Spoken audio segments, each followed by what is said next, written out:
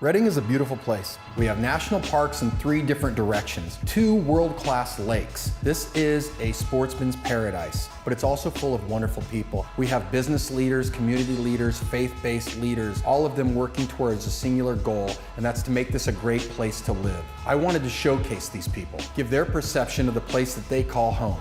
This is AllRedding. I'm here with Jake Mangas, the president and CEO of the Redding Chamber of Commerce. You're going to tell us a little bit today about some of the great things the Chamber's doing and some good stuff that's going on in the city. That's right. Joey, thanks for having me on. First of all, this is Thanks really for coming, man. I'm flattered that you would think of me to be the first guest on the second season of the AllRedding Spotlights that you've been doing. This podcast has been really great. I've enjoyed following it. The Chamber itself is really an epicenter of positive change for our community. We do so many things that help business and our community at large, and we really believe that those two things are intertwined. I know that you're definitely promoting business and True. the community, but what are the main tenets of the Chamber of Commerce? I'm glad that you asked. That's a good place to start. We are abiding by what we call the 3 C's. It's being a convener of leaders and influencers, a catalyst for business growth, and a champion for a stronger community. And it actually kind of opposes what chambers have kind of fallen into over time, which is more of the 3 P's: parties, parades, and pageants. One way that Which are always nice. We want to be nice, but one of the things that I think about is, do you want to be known for your golf tournament? Do you want to be known for that ribbon cutting that you did last week? Or do you want to be known as the organization that was able to be at the epicenter of affecting the positive change for the business community and our community as a whole to move Redding forward? To me, that gets me out of bed in the morning. I'm ready to go and fight every day for my community. And what I've realized is that at the core, it's business. We know that you hear the term business, and sometimes on a national level, it gets painted in a negative light, like these fat cats that are, grossly taking advantage of the working man and profiting on all of this stuff, right? And the tax breaks that are, robbing from the poor and giving to the rich and all this stuff that's painted. But really, when we talk about business, it's the mom and pop shops that we see around downtown Redding or in other parts of the city. The typical chamber member business is 5 or fewer employees. And so to me, it's it really speaks to the human nature to want to root for the underdog. And I think starting a business, a small business in this community, in this country, these are underdog stories really that we want to help to become, champion businesses. And that's the way that we operate at the Chamber. It inspires me every day to do that. Small businesses see the Chamber as an extension of their own business because they don't have perhaps the human resources department and the marketing department and all of that stuff. So they call us and they ask us for help. And the Chamber staff, we're very capable to help when we can. But the beauty of the Chamber is we have more than 800 members. So we've got institutional knowledge. I can connect these folks with 3 options in whatever field they're looking for help and get them connected. So we do help ourselves in that way, help one another to be successful. It seems like there's a fundamental argument that's going on in America right now, and maybe it's been going on for a really long time. I'm just, keen to it, is that it's hey, the government can solve all ills, or no, small business, entrepreneurs, individuals rising up, that's what will actually, the middle class and the rise all tides. So when you talk about hey, this is local businesses, us trying to support them, that kind of goes with that second group of saying, no, it's not the government, it's not this huge entity. And there is a big pushback on business too. But I think rightfully so. I think large corporations have been able to be a shield for people to do things they shouldn't do. And instead of you getting a person's name, it's this corporate entity. Sure. And so, but that's not what we're talking about. No, very personal when you get to the local level. People that we see at the grocery store, certainly everywhere I go these days, people want to talk about what's going on in Redding.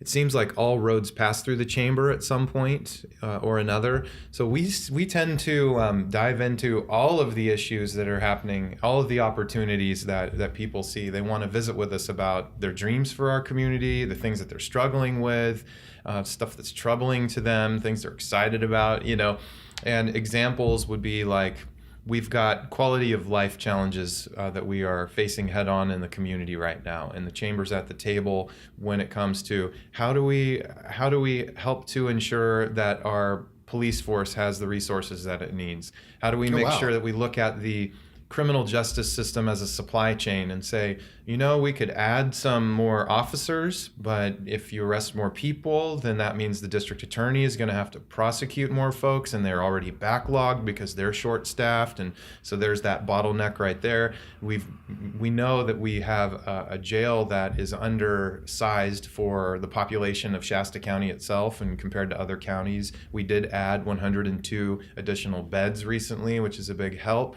But what can we do there in terms of funding the sheriff's office to be able to send more inmates out of county to open additional capacity in our own jail? So there's that bottleneck that's alleviated. And it's just, and then you get into the social side where we've been at the table for the last year and a half on what's called a navigation center, otherwise known as a low barrier homeless shelter. And that's all been wrapped around litigation that came about. There was a court decision, the Ninth Circuit Court of Appeals in Idaho ruled that it's cruel and unusual punishment for local law enforcement to force people who are camping in public spaces, forcing them to move, if there is not a low barrier shelter alternative for them. So Redding's been going through this, diving in the city of Redding itself, and our city attorney has been looking at what constitutes a low barrier shelter. Does the Good News Rescue Mission does that qualify as a low barrier shelter? And they have come to a recent determination that it does, because contrary to popular belief, you do not have to subscribe to some sort of a religious program to be a part of the Good News Rescue Mission. That's not the case. I never thought that was the case. I just thought it was, a Christian-based organization helping anybody in need. So I never thought that. So. And there's been a recent question about capacity there. Is there room at the inn at the mission? And Jonathan Anderson, their executive director, has assured local officials, the chamber, and so on, that they've never reached capacity. So they will not turn someone away, certainly unless there are things that disqualify that person from being qualified for shelter there at the mission itself. One of the barriers to shelter right now for those that we see out on the streets is having a dog. And the mission does not. If you have a dog, you're not allowed to come in. They don't have a place for pets, and we know that oftentimes that's the companion animal that goes along with the person that's out there on the streets. Also, just taking a look at the overall umbrella of what is homelessness. What are we talking about? Underneath that umbrella, there are all these other subcategories. What's a transient? What's the drug addicted person? Who are those people? Schizophrenia. The mentally ill, or those that are dealing with mental health issues. And so then you realize that there really isn't that silver bullet that's going to solve any of these problems. I actually don't even use the term solution anymore when I talk about this stuff. Instead, I think you've got to take a comprehensive approach to what's a very complex scenario right now in our state and in our city. We don't give up. We're there every day trying to chip away at this and make positive progress, I would say, would be the approach. Because we know that why would the Chamber of Commerce be involved in a low barrier shelter, homeless issues, and all this kind of stuff? I thought you were about business. And I think answering my own question would be, yes, we are about business, and that's exactly why we're there, because these are the topics, these are the points of struggle for the business community in Redding at this time. It really is. When you started talking, you started with the chamber and the 3 C's, and a few minutes later, we went through law enforcement and homelessness, and what courts ruling and the cost of it. Just gives you an idea of how this stuff is all interconnected, and that's why these little soundbite solutions or answers or these quips that everybody likes to meet, today's memes or something like that. It skews how important each of these issues are and how they're all connected. Because everyone's just it's like a quick joke or a quick snippet, and everyone, why don't you just do this? It's like there's a rippling effect because we are a community. One of the things I was thinking about when you were talking was you'd mentioned supply side. And I thought, it's funny to me, a couple of points where, number one, if you start to build this large infrastructure, so you're building the supply side, are you going to attract that thing that you're like, wait, I thought we're trying to get the homeless off the streets and get them into a place that's humane and helps them, doesn't interfere with just day to day. It's not just business. It's, my wife goes to the store and when she's nervous, she's not nervous when I go with her, but when she goes there and she doesn't know, you don't know if that's a perfectly harmless homeless person, or hey, that's a couple of large imposing male figures, a little bit scary looking. What's going to happen there? Exactly. And so it's all this chain of events, and I wonder, and I also how a judge in Idaho can have that effect on a community. Isn't that bizarre? I think that what you come to realize is that those that engage in the services that are available are not those that are troubling us in this community. It's the people that are obstinate to doing so for whatever reason. They don't want to plug into all of the services that are available. So that's where you've got to blend the opportunity for people to better themselves with accountability there for those that choose not to. Because I think you have to measure capacity in there too, because I think a lot of the people that I see on the street, they're not in charge of their faculties. You know what I mean? And so this hey, why doesn't he just do this or do that? It's like, guys, if he could do that, he wouldn't be in the alley. Yeah, we always, we think about like that Maslow's hierarchy of needs, and you go like, you could yell at somebody, get a job, but when they're, trying to figure out where they're going to sleep, what are they going to eat, or if they're hearing voices, seeing things that you and I don't see, whether it's drug induced or whether it's genetics or something that happened. I think if anything, the drug induced one might be the easiest, because it's like, the influence versus mental health. Yeah. Like deeper mental health, that can't be a quick solution. And I throw in a couple of other, I guess steps in the right direction would be Shasta Regional Medical Center entered into a contract with the County of Shasta to provide 20 mental health beds. And what ends up happening is somebody's out on the streets and they're in a 5150 situation, danger to themselves or others, and law enforcement picks them up and they realize that this is a mental health issue. They take them to SRMC, and there's a mandatory 72-hour stay for that individual to get them back on their meds and in a state of mind where they're safe again for themselves and for our community, and then they're released again. So that's a positive, because you don't want people like that perhaps occupying the jail cell. No. And we don't want them certainly out on the streets causing problems. So here's a place where they can go to get the help they need. Also, Hill Country Clinic, if you've heard of that organization, pretty phenomenal what they've been able to do. Is Joe Campbell tied to that? Joe Campbell. That's right. Okay. That's where I've heard it. So Joe came to visit with me, and she encouraged the chamber to, if we see somebody who looks like they're not a criminal, maybe they're not on drugs, but they just look like they're having an off day, and rather than troubling law enforcement with that call the mobile mental health crisis team. Do we have a number for that, or there is a number that I don't have off the top of my head, but I did call it a few weeks ago, and it was amazing. I didn't say, this is Jake with the Chamber of Commerce. I just said, I'm calling. Do you know who I am? Do you know who's calling you? I know, well, so what I saw was very impressive. They responded within 5 minutes. They connected with the individual. And the biggest point of it is that just like any of our businesses, the Chamber's a business too. And we had this person that was in front of our door that was, having a hard time.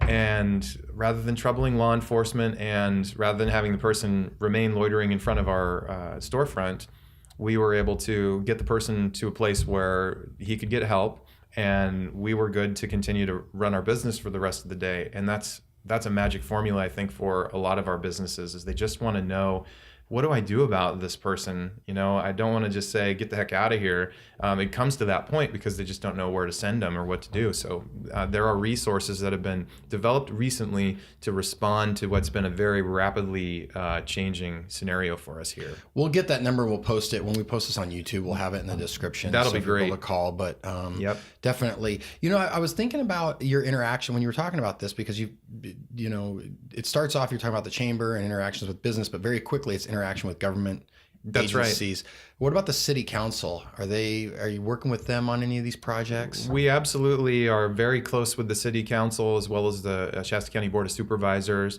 And we do a little bit in the state government as well, and nationally as well, and federal, because of the chamber's connection with the California Chamber of Commerce as well as the United States Chamber of Commerce. So it goes U.S. Chamber, Cal Chamber, and then our local chamber. It's a nice hierarchy there, I would suppose.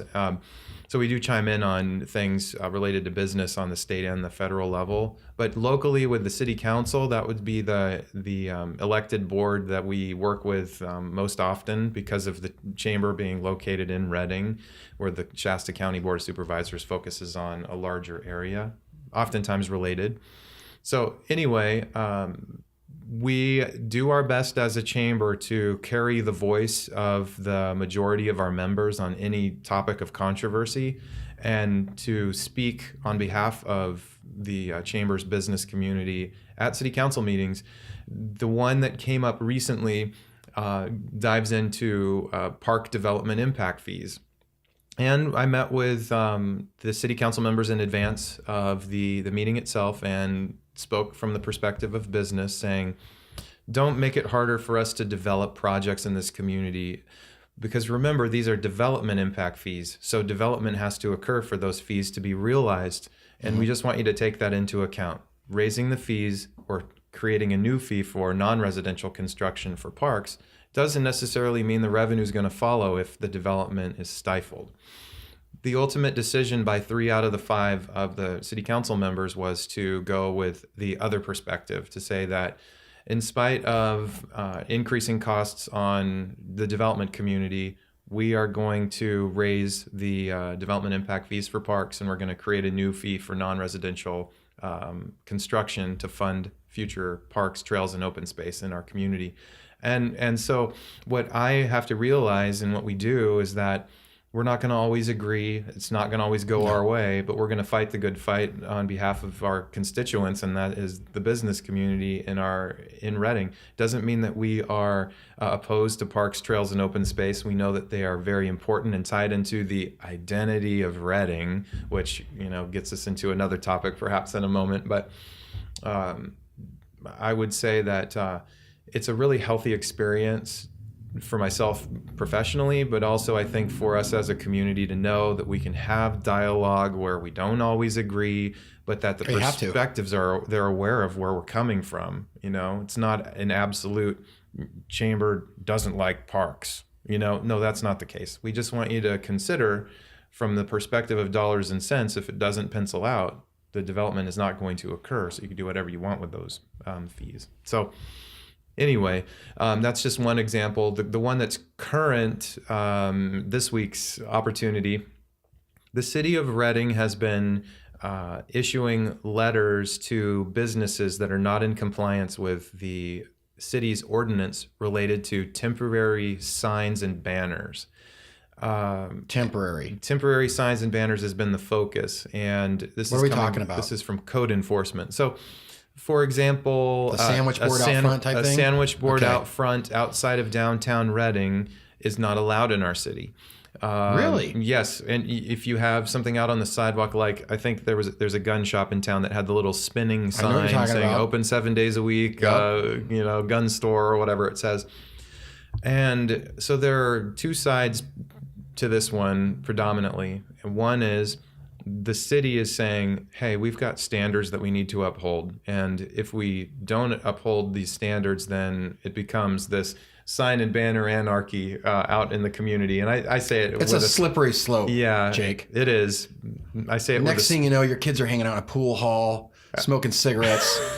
Okay, I've seen this. I watched this play when I was a kid. It all started with that sign that was going like this. And But does this include the guys spinning the sandwich shop signs too? Is that? I haven't dived that deep into it, but I do know that. So that's the one side is code enforcement doing their job, and the other side would be so. We already have the deck stacked against us as a business in California, let alone in Redding, California. We're very boom and bust in this community over time as far as history goes with our economy anyway. So don't make it harder on me. I'm just trying to make sure people know where I am. I mean, we've got all these online pressures that are taking business away and so on. And I'm a little photography studio on Hilltop, and I'm set back from the street so nobody can see me. So I put a sandwich board out so people that drive by can know that that's where I exist.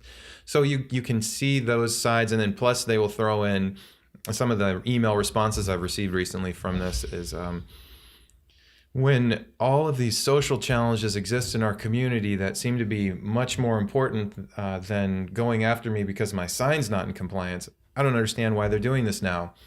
So the where we are currently is the city. I met with Larry Voppel, who runs the Development Services Department, who's in charge of code enforcement and planning and building at the city. And he agreed that their approach is probably too broad stroke.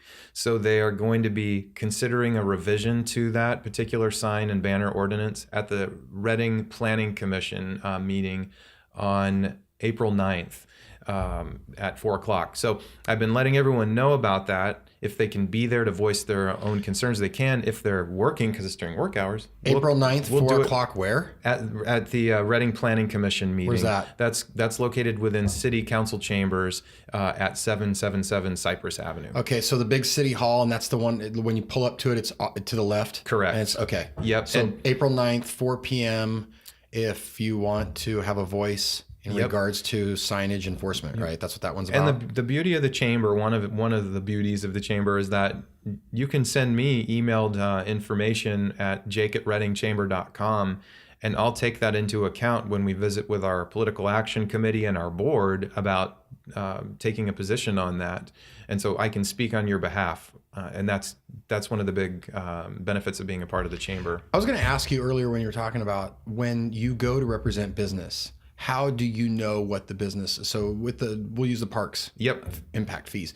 Do you poll your members and say, hey guys, this is an issue, can I get some feedback? Or how do you know, like, this is what the businesses want? Is it just like comment, hey, business wants this? Well, one of the pillars, sometimes there are pillars of chambers, like increasing the cost of doing business is bad, just kind of as a rule. And more taxes. That's what business wants, more taxation. And you hit that's a hot button topic right now as we keep going back to sales tax as an opportunity for making change in a positive way in our city. And are we ready to invest in Redding? So that's kind of the way that was painted recently in the newspaper anyway. But we have an elected board of directors, and those are the folks that ultimately make the decision as to the position that I reflect in the community. Got it. Those are elected by our members, so they're elected. And they are members, right? Yes, and they are members. They're elected to represent the overall membership. So when we bring topics like the park fee discussion to a board meeting, there's that healthy discussion and debate that happens within that board, and then there's a vote that happens. And if we've got that majority on one side, then the entire board reflects that position, even if they personally don't feel that it's the right position. But that's the process we have in place. And then I go out and represent that that side in the community. So. Yeah, that's the way we do it. So you're bringing up the parks and recreation around town. I love, this morning I was walking Turtle Bay, and sure. I remember when they were going to bring the bridge, there were a lot of people against that. And they're like, oh, that's such a, you're always, first off, someone's always going to oppose, no matter what idea you come up with, they're going to oppose it. You got that right. So I noticed that the media really likes to do these clickbait titles where it's like people are against, and it's like, no, not people, 3 guys. Yeah, exactly. 3 guys over here, and you're acting like 49% of the population voted against feeding babies. Yeah. You're like, people oppose feeding babies. Like, no, 3 guys that, so you're always going to have people against it. That's a good point. But I love it. It's beautiful, walking. And I remember people saying like, oh, couldn't we spend the money better? It's like, look at the attraction that's become. Look at all that's built around that. You hit a really good segue for me, which is in my gut, why I'm really grateful to be in this position is that I believe that we need to raise our expectations as to what's possible in our community. That Redding, California can be better than any place. We don't have to play second fiddle to any city, including the one that's in the eastern part of Oregon that I don't really want to talk about because we always talk about it. Boston? Geography was my weak point in school, so maybe it might be a little west of Bend, Oregon. Anyway, Bend, Oregon. But why do we always talk about Bend? I think it's because we see a place that's not so unlike us, and they had tired natural resources based economy that they've been able to redefine themselves. They've got a river that runs through their town. They have a mountain that they're in the shadow of, all these kinds of things. And they're geographically isolated like we are to an extent. So to me, when you look at like the Sundial Bridge, that's something that is it's a sign of excellence. It's something that attracts people from out of the community to take a look at us, but it's also a source of civic pride. Like, that's part of my city. So we believe that now has been the perfect time, certainly following the car fire, for us to take a look at how do we improve the image and reputation of Redding. And how about if we focus on 3 key areas: improving the experiences, aesthetics, and messaging around Redding, California. So we launched a project called the Redding City Identity Project. It's more than, it actually isn't a tagline and a logo and a flag. That's not what, although it sounds like not what all we're those doing. things. What we're trying to do is if those things are the tip of the iceberg, we're trying to get below the water and see where everything else exists. And it kind of, I guess it dives into, the way I've been putting it is rediscovering the gold that exists in our community already. Sometimes we can get down on ourselves, or we think we got to travel somewhere to see something amazing when we've actually got it here. So let's play to our strengths. And if we don't start balancing the negative stories and negative mantra that can be out there online and stuff, then who else is going to do it? We've got to do it. So we raised $500,000 for this effort, and we asked the community. First, we asked for a survey to be filled out, and we had 2,500 survey responses come back to us in our city, which I think is a really great sign of engagement. People were saying that we want to see downtown Redding, continue to move in the right direction. We want to see a farmer's market come back. We want to see our waterfront on Park Marina Drive developed into something amazing. So those were some of the key themes. But we also said, give us your idea. We got 1,000 ideas that were sent to us. And you have many good? And we think that we've got the top 20 selected. So there was a subcommittee assembled representing a cross section of our community. They were the ones that had to do the yeoman's task of narrowing down 1,000 ideas into a top 40 for us to consider as a board. Mm-hmm. And then our board selected the top 20 ideas from that. We've only released the first 10 publicly, but we've selected all 20 now. And I can just talk about examples like, please, these umbrella alleys that you'll see where there are cables that are strung across alleyways in communities, and then there are brightly colored umbrellas that hang from them. So it creates this visual interest. It provides some shade from the sun, and makes people's journey from point A to point B more interesting, and kind of brings in more flavor and improves aesthetics and experiences. So that's one that's an easy win for us. It's a $5,000 project. We're going to be able to fully fund it, and you're going to see it, well on its way, if not completed by the end of this year. And then you've got larger projects like the Riverfront Amphitheater. That's the one that's located next to the Sundial Bridge on I guess it's the south side of the river. Right now it's just a little concrete block with a little grass bowl, kind of a setting there, and they've done some thinning of the vegetation behind the stage so you can see the water behind it. But this would be a $150,000 project to provide a more elaborate stage with better sound system capabilities and everything. And you could see Shakespeare in the park there. You could see a jazz festival. They do reggae there right now, I know.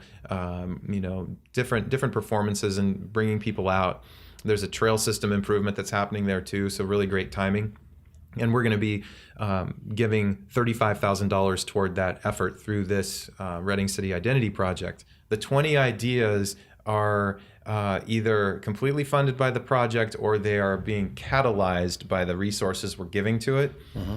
And the chamber is not leading the way on all 20 of these ideas. Instead, we are identifying organizations or individuals that are well equipped to take it to the finish line. Because to me, ideas are the easy part, but the execution piece is the most important, so people can see that, oh yeah, remember that identity project? Well, they actually did something, you know? So one last example I'd say is the old neon signage that we've seen around downtown Redding that's been recently removed. Like the Chamber of Commerce building used to be the Greyhound bus station, right? Oh, so yeah. those Greyhound bus neon signs that are they're porcelain, they're neon, they're awesome. Those are currently in the back 40 of a local sign shop here in town.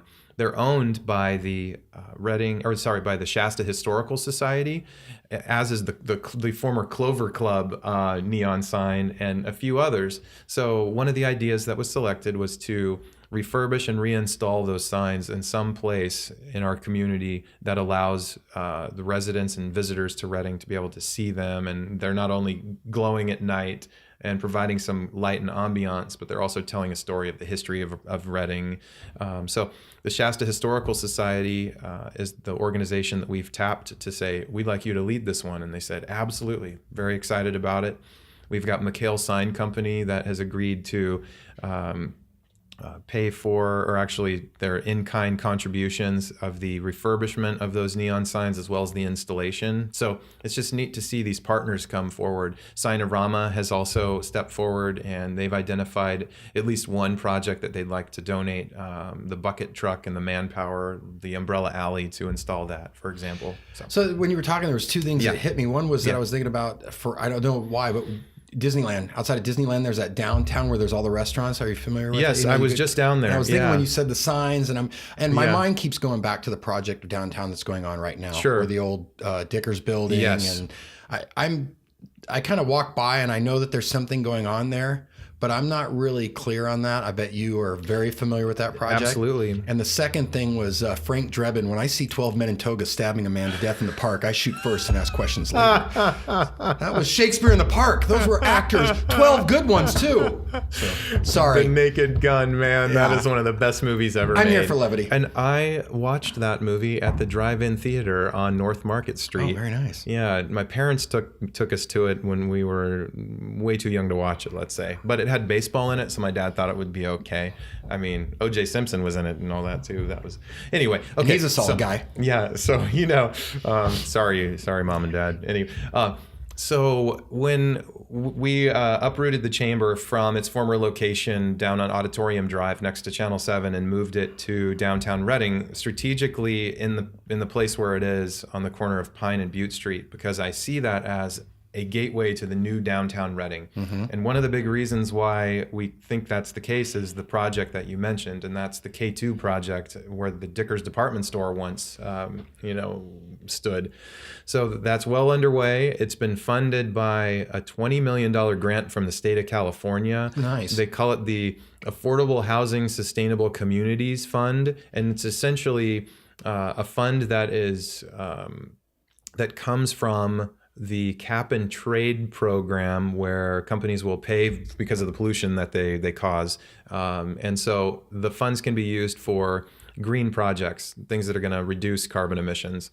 So this particular project is high density housing. You've got more than 80 apartments on the top 3 floors of this 4-story building. So they're 1, 2, and 3 bedroom apartments. I asked Daniel Knott of K2, so what do you think the occupancy is going to be in this building when it's completely, complete, when it's done and filled? And he said, you can count on 200 human beings in that building. When you think about that, 200 people living next door all of a sudden in this neighborhood. Downstairs, you're going to have retail, restaurants, coffee shops, whatever it might be, whatever the market bears. But these people are going to be walking around, riding their bikes, wanting to go buy things and eat things and go see things. And so it's going to be a game changer. Viva Downtown has been a part of the renaissance of downtown Redding and wanting to see that happen for decades. And so when I was at the wrecking ball party that we hosted with Viva Downtown for this particular project, we heard from Larry Morgan, one of their board members, who's been along for the ride, and he said, this is the big one. This is the one we've been waiting for. This is the game changer for us. So then what happens? Right after that, K2 and the McConnell Foundation said, let's put the pedal down on this grant money from the state. We did a really great job getting that $20 million before, so let's see if we can do it again. And they did. So there's a subsequent project called the Block 7 project, which is essentially demolishing the current parking garage in downtown Redding that's coming to the end of its useful life. And then in its place, seeing more of these mixed-use spaces, because the key to creating that vitality in this part of our city and downtown is to make sure that people are living downtown. It kind of transforms it from a 9-hour intersection into a 24-hour city. That's kind of the way that I look at it. That live, work, and play trifecta that's so important. So McConnell Foundation itself made a decision a year or so ago that downtown Redding would be its strategic focus for at least the next 10 years. So when you've got an organization like that bringing its resources to the table, that's a great sign. So we've got a lot of entities that are coming together right now around downtown. So they received a $20 million grant, similar grant to the one for the K2 project for this Block 7 project, and an additional $4 million grant for an infill 4-story parking garage that will help to offset some of the lost parking capacity. I was going to say, if you get rid of that parking is already a premium down here. So I mean, hopefully there's somebody's thinking this one through. Okay, good. Yeah. So that's good. Yep. This sparks other projects like, Todd Franklin and the Resners with the food truck. I love that project. Yep. Also, you've got Jamie Lynn around the corner who is spearheading that project where I don't know. The old Americana Motel. Yeah, I don't know.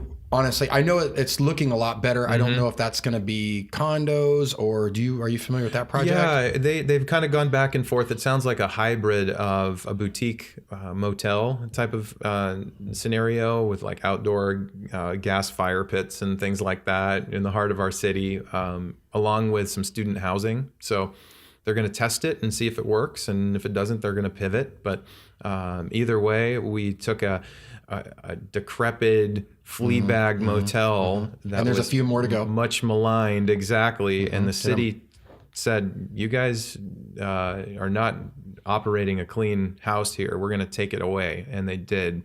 And so then the private sector saw it as an opportunity to make the investment and turn it into something wonderful, and that's what we're seeing. So, well, I was talking to some friends about this kind of stuff, and I said, if you've been to Oakland, sure, in the last few years versus when I was growing up and you go to Oakland was dangerous. Like you go to the A's game, but you wanted to go to a day game. Roll them up, kids. Yeah. And somebody's like, hey, you want to go to a concert? Like we're in the Oakland. No, not really. But you go down there now, they have completely changed it, revitalized it. Yep. Development's coming and it begets it. So as soon as somebody invests in one, then, and it spreads out. And sure. to see the change in that and I'm not familiar with their zoning or anything, but it sounds very similar to what you're talking about, where the first floor is retail, restaurants, that kind of thing, and then housing second and third floor. And so you get, because parking is a premium down there as well, and so you're getting kind of maybe that New York style where people walk. Sure. Where all of the resources are within the walking distance, so you're going to have a lighter carbon footprint and revitalize it. It's just you're right, and we won't even get into the fact of the taxation because they're let's stack this. But the point is, that's a great way to turn things around. So there's a few more projects around here that we're going to have Adam McIlvain on again. Last good. time, he's got some great stuff about he was really pushing the high bandwidth, and the impact that would have. I'm looking forward to hearing the updates because I know he's got good news. It sounds like it's really progressing. So it's such a no-brainer project. Yeah. It's such a no. The people that oppose it, maybe just don't quite understand why they are doing that. Well, from what I understand, North Korea is against it. I think that's a clear and Syria and ISIS have all come out and said that they are against this project. So people are against it. Yeah, so there is a group of people. Yeah, there are people. So I will make my clickbait title people are against this project. Well, he said, North Korea is in opposition of downtown Redding high-speed internet. That would get some clicks, I think. I will.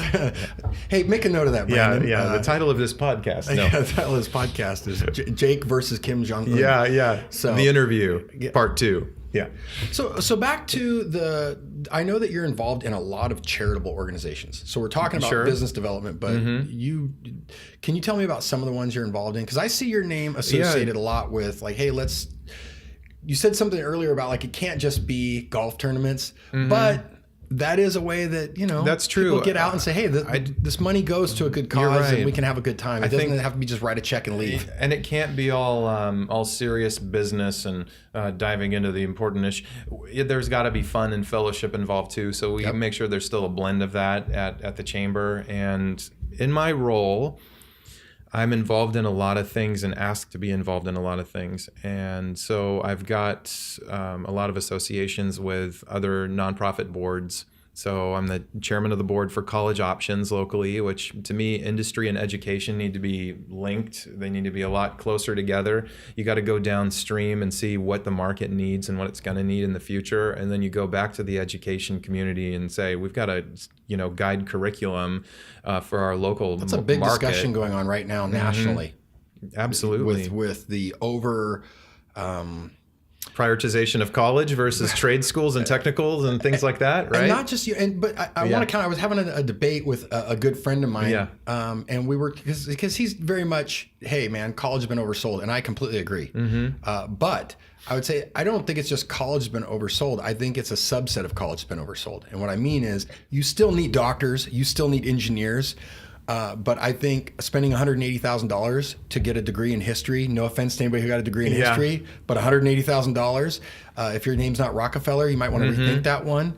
But I think that's where the big problem lies, is that somebody's not thinking ahead of like, what is going to be your, not just your personal impact, right? Like it's not just like how much your income, but like, how are you going to impact the group? Because that's kind of how income is in more of a philosophical direction, is, your value to the group. Why do doctors get paid so much? Because when you're sick, they're the ones that, hey, I know how to help you. Sure. And now we're seeing that the trades are like that now, where everyone's like, hey man, I'm having an issue at my house, and I called and he said he'll come out in 4 weeks. And then when they give you a bid, they go, I can get to you in 9 more weeks. And you're just like, what? So I think to me, it's more of that thinking ahead and looking at trends and saying, what do we need? What do we need in 10 years? What do we need in 20 years? So the college options, was that the one where you had the kids that were signing that were like, going in the military? Correct. That's really cool that So I thought that was really cool when I heard that. Was called the Shasta County College and Career Signing Day. And we are going to be doing that again this year on May 16th at the Cascade Theater. It's free and open to the public. Nice. And we really want to see the business community turn out to celebrate with these students. And you hit it right on the head. It's not only recognizing the 4.3 GPA student with all the extracurricular activities, who's got scholarships stacking up to whatever university. We want to also get the middle of the road student that maybe isn't getting the same recognition, so that we as a community can continue to embrace, acknowledge, celebrate academic choice like we would do for athletic choice. So that's why we make it a signing day, because we have 2 banners, step and repeat banners set up on the stage at the Cascade with 2 tables and a couple of chairs, so that the students, after they're acknowledged and they hold up the banner of whatever school or organization they're going to go to, if it's a trade school or whatever, they sit down at the table and they actually sign. So that's really significant. So you got friends and family in the audience, along with the community at large, celebrating them for doing that. And we want to keep that culture going forward. So when it's in May 16th at the Cascade Theater at 4:00 in the afternoon. Again, 4:00, man. Like recurring that theme here. You could slip out early and get over there, but I think it was more mindful of the school schedule day, to make sure that the students have time to get over after school to be a part of this. So do you work at all with it's the trade school, which is, I think, run by Shasta Builders Exchange? Yep.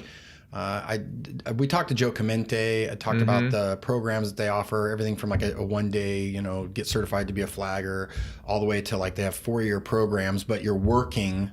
I mean, their 4-year programs, the students are usually getting paid at some point way more than it costs to get through the program, because there's such a demand for those. Sure. So this is college options.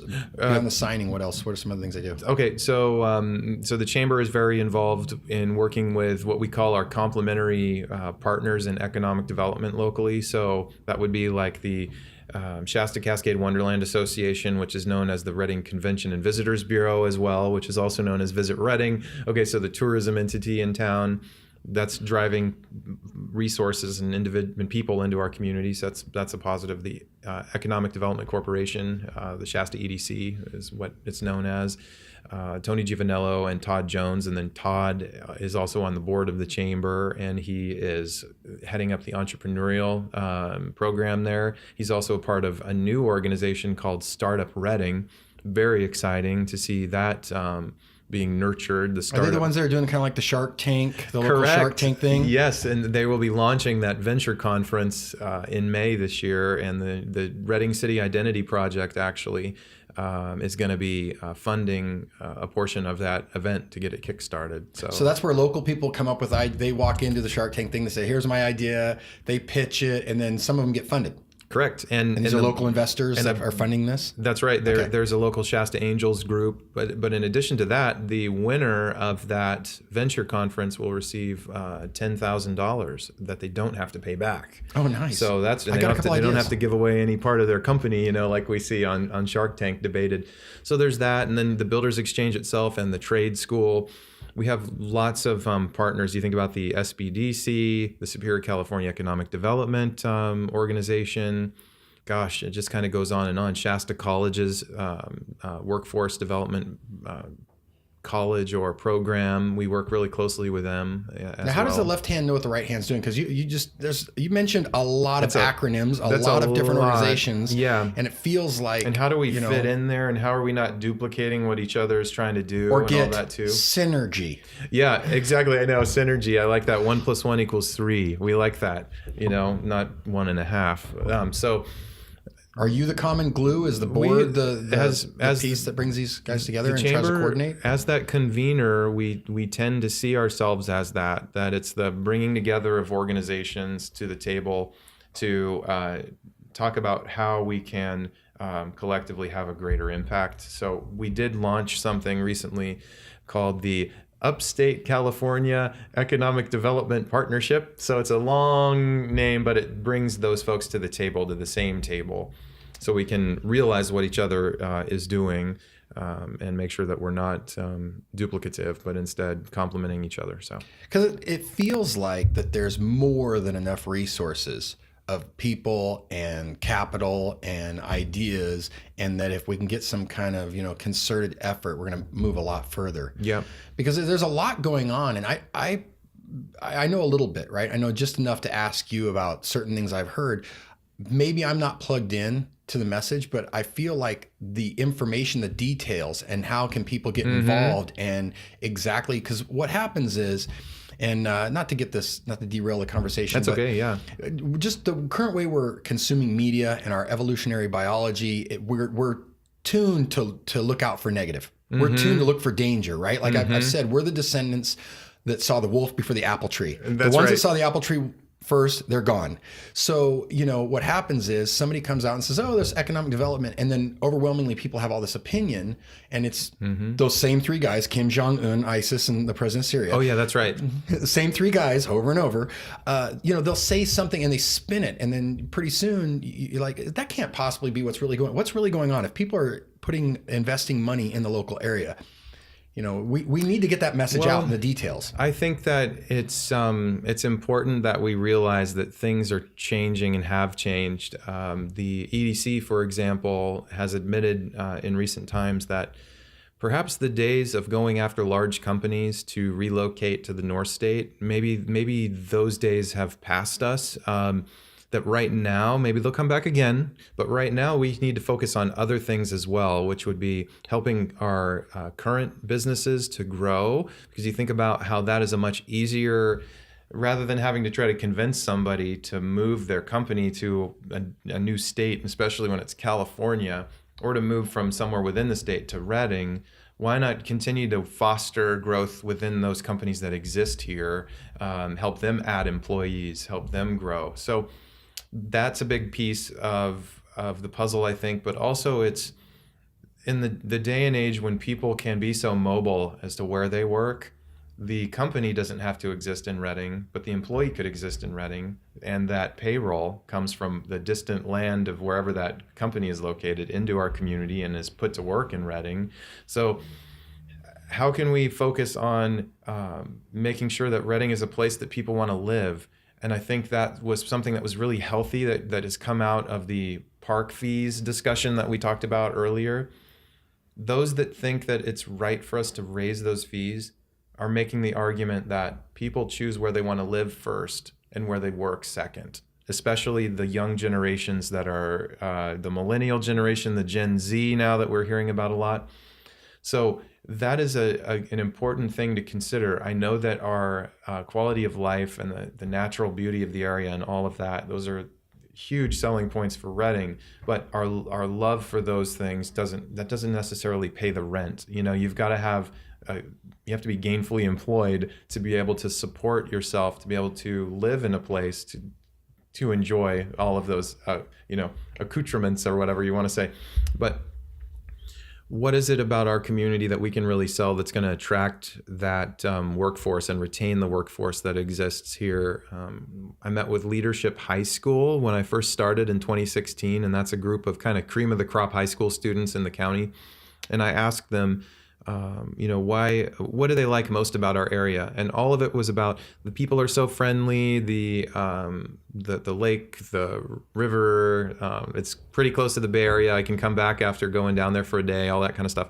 But they never said, I'm really excited about starting a business or, working here in this community. And maybe I shouldn't have expected them to say that, but I think that we want to make sure that there's a balance in funding the things that we value, but at the same time not, biting the hand that feeds us too, as far as encouraging development to happen and jobs to be created.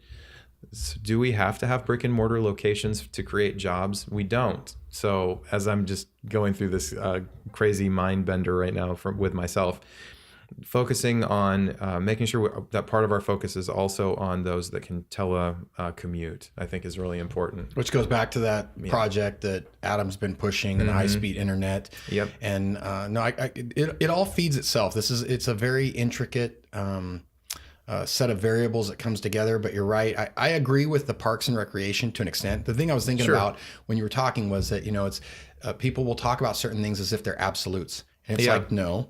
If this place looks like downtown Commerce, California, people are not going to want to move here. Yeah. So it does need to be beautiful. It does need to have an attraction. What is our attraction? Obviously, it's very nature centric. Sure. Right. We don't have a giant theme park in the middle of the town. You also, I think the cost of living compared to other parts of California. Yeah, that's a big opportunity, I think. Yeah, you can buy a house here for $250,000. Okay.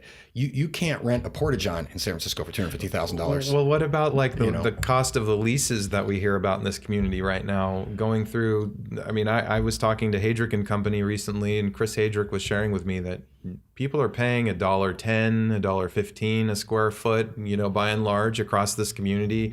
We're not even seeing $2 a square foot, around town, which kind of speaks to maybe the lack of demand for those spaces right now, but also just the affordability that exists and the opportunity for people to say, you mean I could get 1,000 square feet in Redding for, $1,200 a month? I'm in. That works a lot better for me than where I'm currently leasing in another location in the state. So because I totally agree in that telework. I think I'm very technologically driven, and so I might be more attuned to it than the average person. But you're seeing that's happening more and more. Definitely with the technological jobs. So I know that like high-speed internet, the impact that could have, and there's a bunch of spin-off to that. Maybe you'll attract businesses that have, maybe not, Amazon headquarters, but you're going to attract like companies that have like 15 or 20 startup employees. And they're right now, like you said, they're paying, what are they paying in downtown San Francisco somewhere like, $25 a square foot. Exactly. They're paying engineers $125,000 and they have to, 3 of them have to share an apartment. So if you can get a business like that attracted to come up up here because of the high-speed internet. Suddenly all those engineers, they're paying, they're buying locally, they're buying houses locally, et cetera, et cetera. It spins off. So I agree with I think the days of attracting IBM's call center, or Blue Shield's call center, I think that's kind of like old school thinking, and trying to get local business to be fostered. I was thinking about 2 books when you were talking. One was The World is Flat. I think it's either Thomas Friedman or Thomas Friedland. Yeah, I've heard of that book. Yeah. He wrote it like 15, 16 years ago, but he just talked about the impact of technology and that people will not have to migrate to these super large cities, right? Sure. That's a byproduct. Kind of leveling the playing field. Yeah, that's their access to each other and their ability to communicate, and tools are rising up. And the second one, though, and this has to do, I think, with the chamber and how the chamber can help a lot, is E-Myth Demystified. And it's a book talking about, the person that's a really good plumber isn't necessarily good at running a plumbing company, because the skill of running a company, there's so much involved, and it's such a wide, it's accounting, finance, sales, marketing, before you even get into production. Sure. For whatever you're doing, whether you're a plumber or a roofer or a doctor, whatever, it's before you even get to the production part of the business, you have to wear all those hats.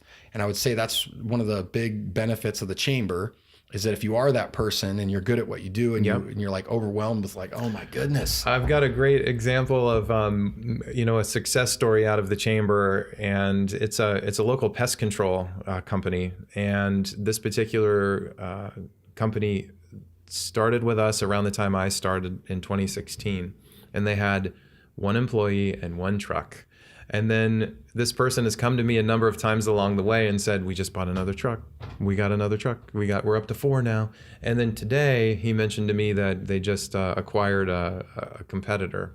So he is growing big time, and it's really exciting, because I know we played a significant role in the beginnings of his business and getting him on, off on the right foot, and connecting him with those experts in those fields that you mentioned. So that we can wear those hats for him. So that would be a big reason to, contact the chamber. Correct. They can connect those things. Yep. I also want to come to another big attraction for Redding, and that's Bethel. Oh, Bethel yes, is clearly sure. a huge attraction. And one of the things that I've never been to Bethel, so I don't have any connection. But what I noticed was I started seeing young entrepreneurs, and oh hey, where are you from? I moved here from Iowa. I moved here from wherever. What brought you here? Bethel. Yes. And there's several small businesses, a group of young people, man. Just my own, how old I really am just kicked in when I was like, these young whippersnappers. Yeah. Really, no more tomfoolery. They're like half my age. Yeah, no more ballyhoo. They came in and they're starting businesses and running businesses and moving here and generating revenue, and overwhelmingly like, oh, I came here because of Bethel. Yeah, and I came here because of Bethel. So I don't know but they're involved in the community quite a bit. We've seen an amazing positive impact of the success of Bethel Church, and not just the church itself, but also the other entities connected with the church. I mean, you look at Bethel Media, Bethel Music, Bethel Music receiving all of these awards that are the equivalent of the Grammys, but for Christian music. And they're world famous. Right here. World famous. They actually were up for a Grammy, and I don't know how that ended up going. I hadn't heard, but just Grammy nominated and produced out of an outfit out of Redding is really exciting. I mean, it's put Redding on the map across the world, and drawing in this talent. It seems to me that a lot of the people that are choosing to either attend the school of ministry or to attend the church, they consider it a pilgrimage. They're coming to Redding, California, where this special place is, and they believe that God, it's God's will for us to be successful. So I do not attend that church either, but when you've got that mindset, it's really a positive thing for our city as a whole, I believe. And we're seeing that, well, I graduated from the ministry school, but what is that going to do for me in terms of bringing in an income? What am I going to do now? Well, some of them end up starting businesses here. And so we see lots of spinoffs that come as a result of that initial, because people come to Redding from the far reaches of the country and the world, and they fall in love with our city. They see it from a different perspective than those of us who have been here for a long time. They marvel at the sights of Mount Shasta. They walk through downtown and they think, you guys actually have something going on here. Don't be so down on yourselves. So I think there's a lot of really great lessons to learn from people who are new to the community. And it's been exciting for me at the Chamber to be kind of on the ground floor where we'll have folks come in with all of this optimism and enthusiasm, and they're ready to start their business.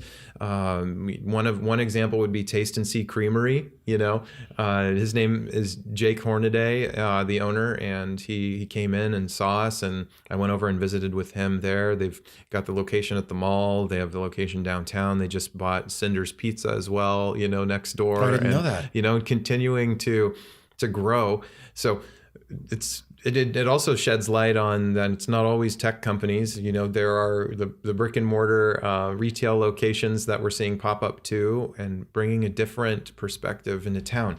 Generationally too, I think that there's a transition happening in our city. I mean, if you just look at, I'm kind of that transition personified, where my predecessor, who we just lost, actually passed away, was Frank Strazzarino. Frank Strazzarino equaled Redding Chamber of Commerce for nearly my entire life. And so when he reached out to me and said, I'm going to be retiring and I'd like for you to consider being my successor, I was really flattered by that. And whether or not I'm ready for it, or I was ready for it, I went for it. And I had this, what do they say? Some men are great and others have greatness thrust upon them. I felt like the opportunity was thrust upon me. And now what do I do with it? I was 35 years old. I'm 38 now. And I'm in a position of influence in this community, looking at things through my generation, from my perspective. And I'm seeing others from around my same age, my peer group, also in these positions. I mean, you could look at Adam McIlvain and Aaron Resner on the city council, two folks that are, really close to the same age as I am. And they're now able to affect change in the community from their perspectives. So we're seeing this happening across the city. It's a change in mindset and approach. We acknowledge and we respect those that are in positions or who have been in positions of influence, who have come before us, and we want to plug into what they've got, their knowledge and wisdom around things. So we don't want to make the same mistakes again. Tell me what I need to know. That's been really helpful as well. But we also have this great opportunity to say it's our time to do the best that we can right now for our city. And then at some point down the road, we'll be able to pass the torch again. But it's very exciting to know that, right now, this is it. This is prime time. You get out there and you do what you need to do right now, Jake. That's what I think about.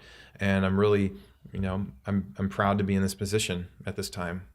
Right on. So, yeah. So are there any projects that are coming up in the next few months that you want to get out there? Something like, hey, this is time sensitive. Well, you know what I mean? Like something that's going to happen. I mean, obviously we've got the college college options signing in May. We have the discussion with the Parks and Recreation. That's April 9th at 4 p.m. That one's the sign and banners one. Sign and banner, sorry. The park fees was already decided. Oh, it's done. Yeah, that's that one's deal. done. Yeah, okay. That's in the rearview mirror now. And if so, do you guys publish something for the public that says, hey, look, guys, here's some important dates and times so that people find out? Well, the public can always follow us on Facebook or Instagram and see what's going on at the Chamber of Commerce. That's a really great way to see.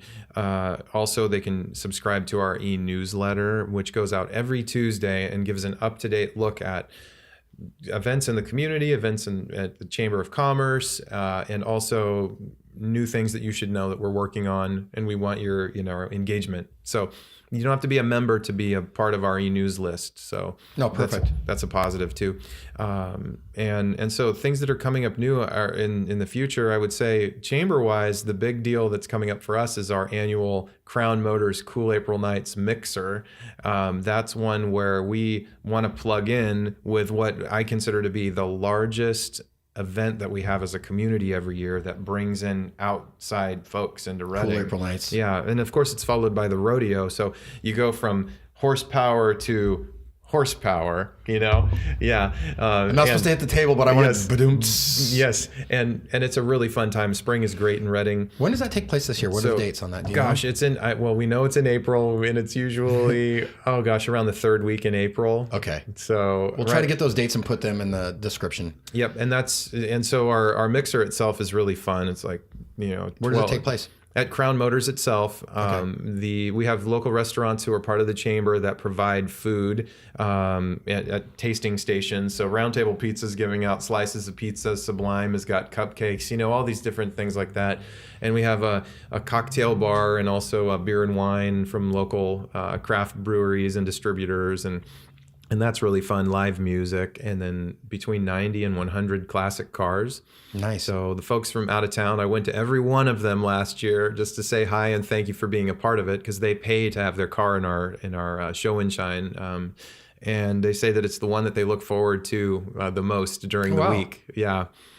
Just because of the way that it's all set up. So we had about 1,200 people attend last year. It's a big deal, really fun. And this year it's from 5 to 8 p.m. And I've got the date itself we'll have to share later. Is it like a Friday or a Saturday? Is it? I believe we have it on a Thursday. Yeah. I missed it. I was that close, man. Yeah, pretty close. Pretty close. Yeah. So that's been a long-standing event of the Chamber of Commerce ever since Kool April Nites started in Redding in the 90s. So pretty exciting. One of the things I get to do is, I didn't know this till I was part of the chamber as the CEO, is I get to pick an award winner, the Chamber of Commerce award winner at the car show itself. So I always bring my son Kobe, who is now 8 years old, and he helps me to pick the winner. So what won last year? Do you remember? Yeah, he wanted one that had hydraulics. So, like you could flip the switches and it would go, and we found one. And I think it must have been, an Impala or something like that. Yeah. So we flipped the switches and did all of that. And that was really fun. So, well, right on. That's what he was looking for. We always have lots of other things happening. I mean, just development in general in Redding. We have physical transformation occurring in our city. My daughter is in kindergarten. I'm taking them to school, and she goes, "Daddy, we live in Construction City." And that's like music to the ears of a chamber president, right? Of course. So you see all of the stuff happening at the Mount Shasta Mall. We've got the new Bethel campus expansion project. That's a $100 million plus privately invested thing. All the stuff happening in downtown, $300 million in projects in downtown Redding easily, because you've got the courthouse, which is a $173 million project itself.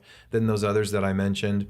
And then, as you mentioned earlier too, Joey, the smaller investment that's happening as a result of these larger investments, that's been really neat to see too. That's the natural byproduct. Naturally trickles down. Yeah, you look at it and you're like, okay, so this neighborhood, if you consider downtown a neighborhood, is on its way up. Now's the time to invest in this part of our city, because we're creating big time transformation. So my wish as Chamber Jake is that the physical transformation will lead to other forms of transformation in our people of our city as well. We develop this belief that we can do anything here, that we're worthy of great things, and that the world is going to be watching us and how we have come back from the car fire, and we're going to be able to tell a great story. We didn't even get to talk about the car fire. Yeah. I was thinking a rising tide floats all boats.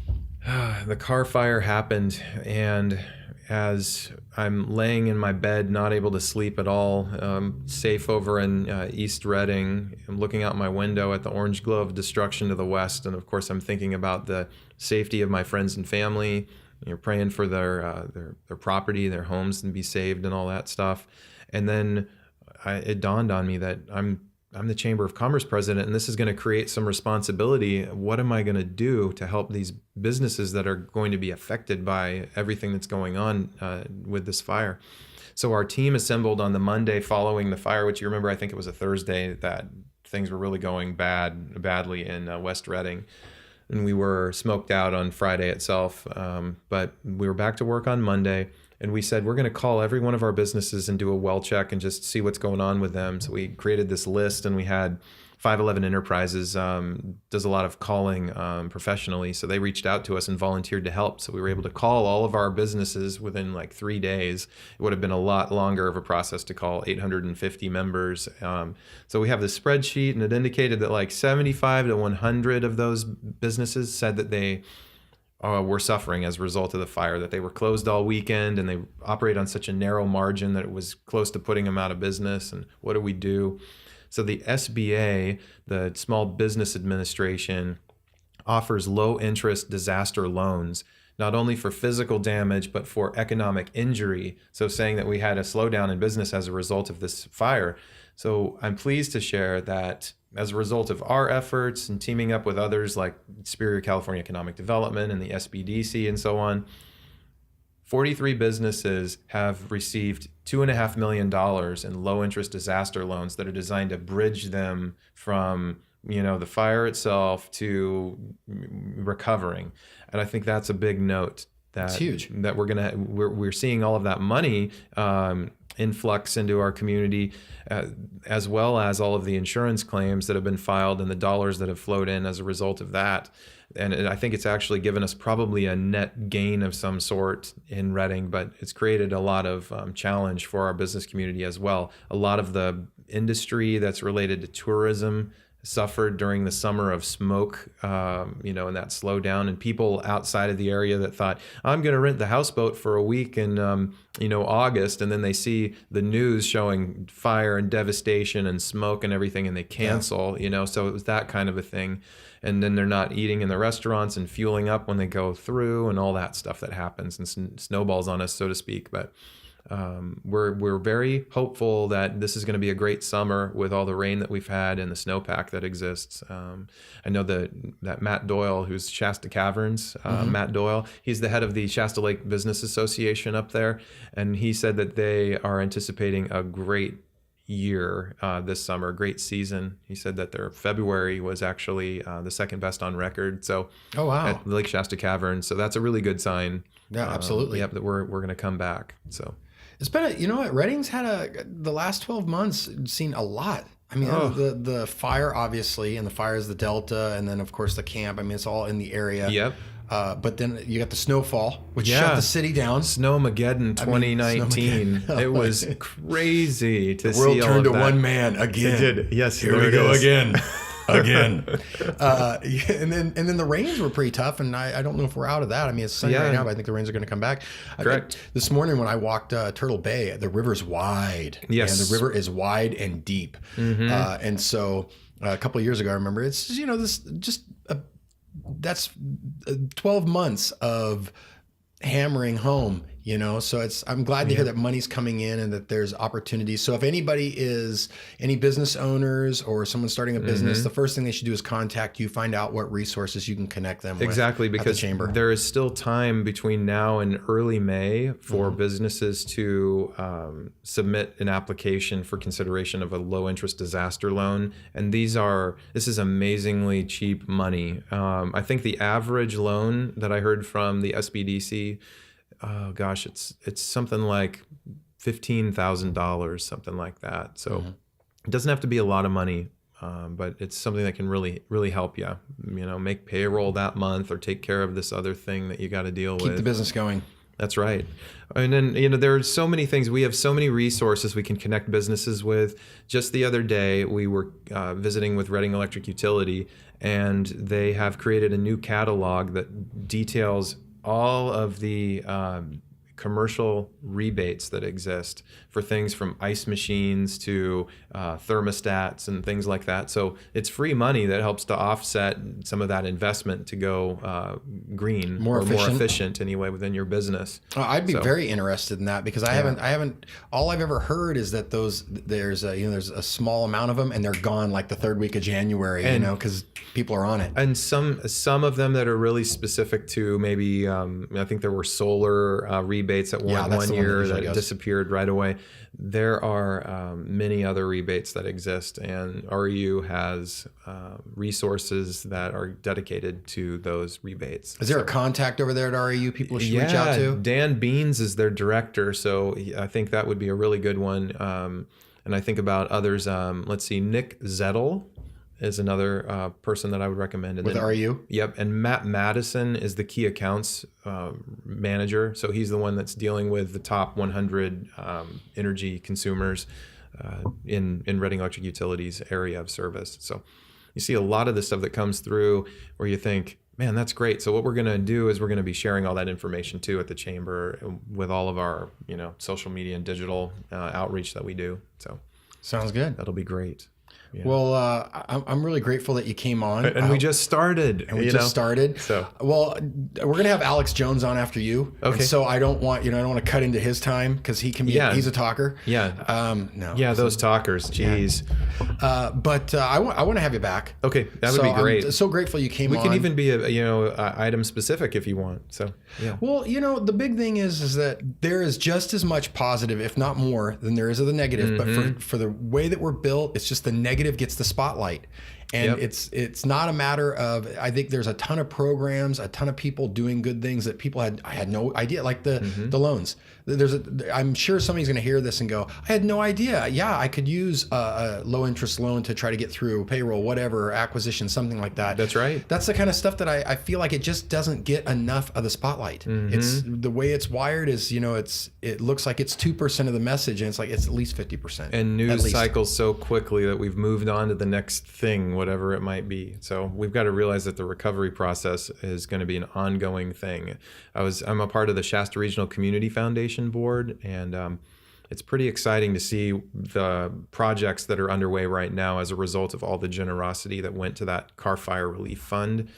They shared with us that they've been focusing on the town of Kennett, and I'm sorry, not Kennett, Keswick. Kennett's underwater. Yeah, they've got plenty of water over there, so they're fine. But the water system in Keswick needing assistance with making sure that you got the infrastructure needs like power poles, you've got septic tanks that need to be reinstalled, and just stuff that the underinsured or uninsured are not able to pay for. I've heard some horror stories of the uninsured people that paid off stuff, and it's sad. Yes, very absolutely. Sad. So and there may be what do we say, the cavalry may be coming as far as volunteers coming to Redding to help build new homes for people that are in those Shasta County areas. So it would be a stay tuned tease on that one.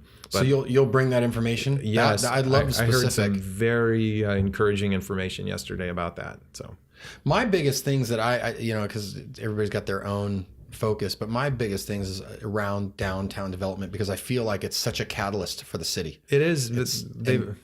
And I'm big in I don't want to pay extra taxes, okay, but the parks and recreation, I think that is the attraction. When I meet people outside of Redding, there's usually there's two things: Turtle Bay and Bethel. Like the people that are like, I heard of Redding. It used to be, I remember years ago, it was like, oh, north of I-5, north I-5 before you get in the mountains. That was it. Or it's really hot there, or whatever it is. Redding, California, it's really hot there. I think we should go with that. Yeah, that's a sales point. But it's starting to shift. And you're seeing like the Turtle Bay Bridge. And I like what you said at the very beginning of the talk. You were talking about I can't remember how you worded it, but it was something like, we can shape how the city is perceived, right? And it's going to be based on choices we make. You mentioned the Bend, Oregon. I know who shall not be named, Lord Voldemort, but that they were in a very similar situation. I mean, like if you sat and you didn't write the city name and you wrote, hey, this is an older industry that's gone away, and they're this and they're that. You didn't know if you were talking about Bend or Redding, and Bend has seen an investment in a certain direction, correct? And this incredible revitalization, and they're very famous, and it's the rising tide. I mean, housing prices, the economic boom, they're booming. And so it's like, hey guys, there's somebody that's got an economic model that you can look at and study from, instead of it being like, oh, well, it's just guesswork. Let's get into a philosophical debate on how Keynesian economics. Yeah, it's like, no, you have somebody that's. I admit I have a lot to learn. Everybody does. So. But it's like there's a model to learn from, and that's what they've done. They've invested in that path versus like I said, turning this into Commerce, California. Yeah. Something else. Okay, so next time you come on, I would also, you brought up something, you dropped a hint in there, and it was the Park Marina area. Yes. Like, that's absolutely a big one. That is a huge one. It was the most common comment we received when we asked our community for ideas. What do you want to see in the future of Redding? What are our opportunities? And it was that right there. It was the waterfront redevelopment along Park Marina Drive. And things have been attempted in the past, and there's been sort of a what do you call it? You're about to open. Yeah, The Pandora's box is opening right now. But let's just say that it's a very timely discussion right now, as a lot of that property has been tied up in long-term leases that are expiring very soon. And so my opinion is it should open up a community discussion and engage the property owners, which are by and large the Koutras family, and that would be Chris Koutras and his sister Demetria, and to make sure that we acknowledge where they are coming from. And when I've talked to Chris, I said, you got to feel a lot of pressure, because you know how everyone values that piece of property down there and how important it is to the community's future, but also how important it is to your family's legacy and its heritage. So we've got to be able to, is there a solution that honors all of those things? Has to be. There has to be. Multiple ones that do that. And that's what, I mean, I've got goosebumps right now just talking about it, because that is... Well, I have to give a disclaimer. Yeah. I got an A in Chris Kuch's class at Shasta College 30 years ago. I did too. So yeah, I'm biased. I was thinking about the poli-sci class, which was like the rite of passage at Shasta College. Yep. So I got an A, so I'm biased. 8 o'clock in the morning after morning workouts for baseball, I remember going in there and, oh yes, Socrates, got it. Yes, absolutely. So anyway. So you talked to him and he has... Oh, and some direction? He absolutely has given indication that, so I go, so what do you want me to tell people? And he goes, just tell them that Chris has got a plan and he's working on it. So that's what I'm sharing, is that there's hope there. And hey, Chris, come on AllRedding. Yeah. Share the plan, bud. Exactly. You know? Yeah. Yep. We'd love to hear it. Yeah. Get the community behind it. That's right. So, because I live in that area. And so we walk down there a lot, and it's just this like diamond sitting in the. You're just sitting there like, this is such all I beautiful. see is potential everywhere I look. Yeah, it's a gorgeous area, and I know there's a lot of politics, and I really don't, there's a balance. Like when I talk about, I haven't been involved in it, so that's the beauty, is that there's the fighting the good fight for years and never getting anywhere. Well, that's not us. We're ready to give it a shot again. So yeah, sometimes when you talk about like the positive, you have to address the negative. I don't like to steep in it. I don't like to, but it's like, hey, look, how did this problem arise? Because to be able to solve a problem, you have to truly be able to identify the problem and the factors that cause the problem. And so saying like, hey, this is why it got to the point it's at, because it's not in a good position. I mean, the River Inn, or I can't remember the name of that. You're right, the River Inn. I'm like, that is like, are you talking prime? That could be, and they're building a super $1 million across the street Sheraton. You're like, what are you gonna do with this? Yeah. And just some of the older buildings down. It's just it's like I said, incredible potential. So what needs to be done? You look over there from the ridge top, looking across the river, and you see the Sundial Bridge all the way over to the Cypress Avenue Bridge, and I think about it as that beautiful crescent along the river. And what's that going to look like in the future? To me, it seems like it's got to be something that balances the natural beauty with the economic opportunity it presents too. I mean, and when you talk to Chris, he said, what I want to be sure that we see there is something that is right for all of this community. So he really put emphasis on that he doesn't want it to just cater to one group in our community, but instead to be something that's right for Redding. So, well, I want to hear it. So I'm all ears. I know, I am too. So it's just defining what does that actually look like. Think of, I'm sure I've heard people talk about it, but I've been to San Antonio on the River Walk. Yes, sure. And that's the one that gets brought up a lot when we talk about the river, because you have this, huge amount of commerce built around the river, and the Alamos right there and everything like that. And so you think like, okay, there's some solution that's similar to that. Sure. Where you have just like, it's the same type of stuff you're talking about downtown, where you combine, instead of it being, it's a 24-hour, what did you say? It's not a 9-hour intersection into a 24-hour city. Yeah. Yeah, and you could naturally see from the Turtle Bay Sheraton complex this extension of the Sacramento River Trail along Park Marina Drive that leads tourists and residents into that area where they can, get something to eat, have coffee, craft beer, enjoy the river. There's open space and green areas where you're throwing the Frisbee around. Who knows what it is, right? Yeah. But something that's got to fit really well into that. And when you see the water rise like it does, it also makes you think, So we got to account for high water situations. So that means the building has to be a certain way. And does that mean you set the road back a piece? Does that get reshaped? All of those things will have to be considered. And because it's California and it's development on a waterway, it's going to take a long time to get to the point where you can develop it. So that's why we've got to be doing it now. We got to be talking about it. It's going to have challenges, of course, Yep. but there is, I guarantee, worth it. multiple solutions involved, and we just need to move forward. So, Yeah. So anyway. well, thank you, sir. Yeah. I appreciate it. Absolutely. I'm gonna Thank fist you. bump you because my hands are cold and clammy. Oh, no, that's fine. And I'm really proud to represent AllRedding as well as WebDrvn. So thank you for having me on. Oh, thanks. Yeah. Thanks for the plug. Yeah, you got it. Okay. See you next time. Yeah.